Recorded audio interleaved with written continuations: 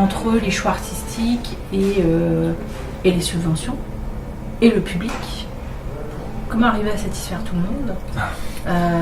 Est-ce que c'est ta préoccupation? Bref, quelle est votre cuisine interne? Le public est indispensable puisque on fait ce métier aussi pour que des projets d'artistes rencontrent un public. Maintenant, dans les choix, j'avoue que c'est pas la question. Je me dis pas est-ce que c'est pour mon public, est-ce que c'est fait pour ce public-là, etc. Parce que ça, j'y crois pas. Le public est pas homogène et que, en fait, je crois qu'il faut. Tu t'adaptes pas à un public châtillonnais. Je m'adapte pas à un public châtillonnais. Et c'est vraiment l'idée du projet qui doit animer. Donc c'est plutôt ce qu'on a envie de voir. L'artiste est au cœur. Voilà, l'artiste est au cœur.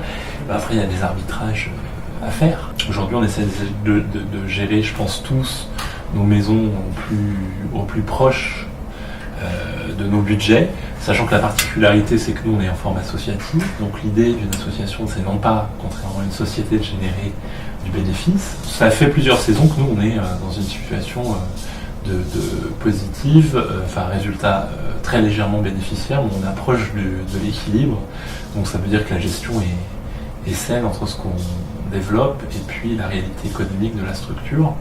Ce qui n'est pas simple, et les contraintes pour répondre à ça, c'est aussi la particularité de beaucoup de nos lieux, c'est que nous fonctionnons en saison, donc à cheval sur 2 années civiles, et que les budgets sont décidés par année civile.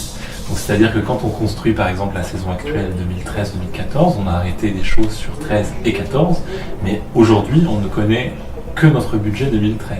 Pour maintenir l'équilibre, ça veut dire que le seul moyen de trouver cela, ça se jouera sur l'automne de la saison suivante, ce qui veut dire que c'est très court et en même temps très limité comme moyen d'action si on veut poursuivre une activité cohérente. Donc c'est compliqué.